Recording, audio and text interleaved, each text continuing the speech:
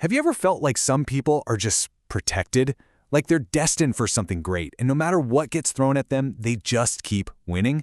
Well, we're about to dive into an ancient story that's all about that. It's a fascinating fable where destiny, jealousy, and a so-called fool all collide in the most spectacular way. Let's get into it. Now, this proverb right here, this is the soul of our story. It's the key that unlocks everything. Every single twist and turn we're about to see, every crazy scheme, it's all putting this one idea to the test. So keep this in the back of your mind as we go. Okay, so let's set the scene. Our story kicks off in a kingdom with a ruler who, was a really good guy. He had a kind heart, but he was also very aware that he wasn't exactly the sharpest tool in the shed. And he knew his kingdom needed real wisdom, something he just wasn't finding in his own palace. Yeah, you see, his court was just full of these yes men. They were great at flattery, at telling him what he wanted to hear, but actual, useful advice? Nope. The kingdom's real problems were just being ignored. So the king gets completely fed up, leaves the throne room behind, and heads into the forest, just hoping to find some kind of genuine answer out in nature. And wouldn't you know it, deep in the woods, he finds him. A man who, for all intents and purposes, seems completely mad. He's just talking to himself, going on and on about tearing down the forest to build palaces and making himself the king.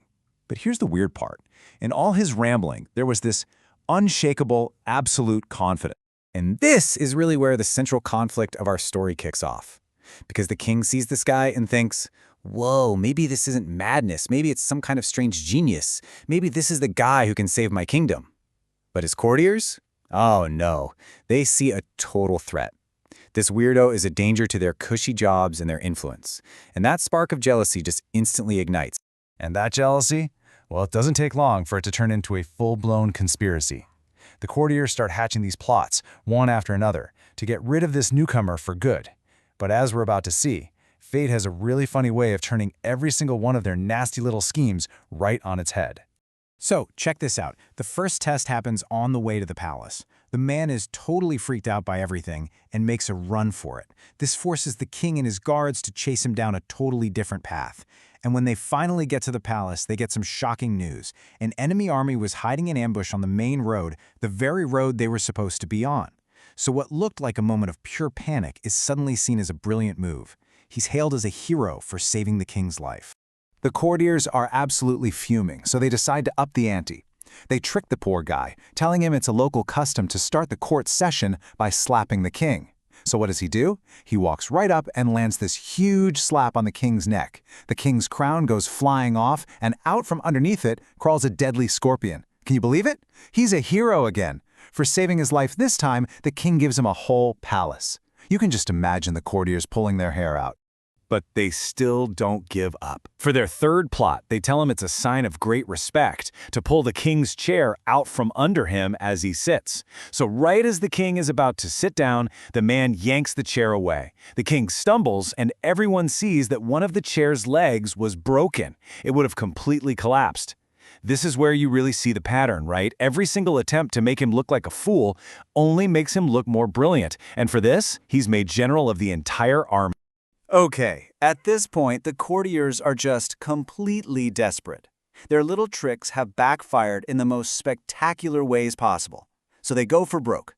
They cook up one final, ultimate plan, a treasonous plot that isn't just designed to kill the man, but to throw the whole kingdom into a devastating war.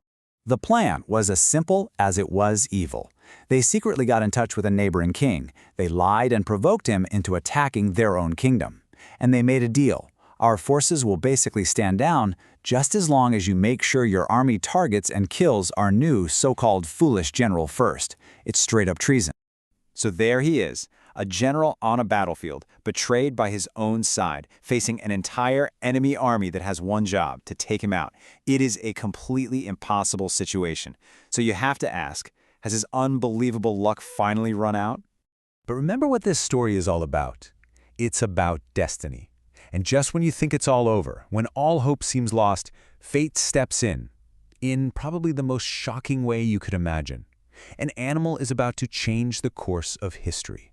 Get this, just as the two armies are about to charge, a massive lion leaps out of the nearby trees and attacks the enemy king.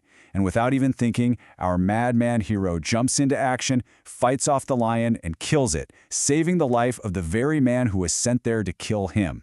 Just like that, the war is over before it even started. Incredible. I mean, let's just recap this insane journey. One day, he's a supposed madman talking to himself in the woods. The next, he's a royal advisor. Within a week, he's the general of the army. And within a month, he marries the princess of the other kingdom, the daughter of the king he saved, and unites two nations. His rise was just guided. It was simply unstoppable. So, what's the point of all this? What are we supposed to take away from this wild ride? Well, in the end, it's an elder courtier, someone who watched this whole thing unfold, who finally puts it all together and shares the deep wisdom of what they've all just witnessed. And here's what it all boils down to. First, destiny is a real, powerful force.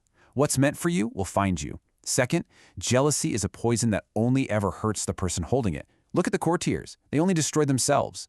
The story also tells us that a pure, sincere heart, even if it's inside someone everyone calls a fool, seems to be protected by some higher power.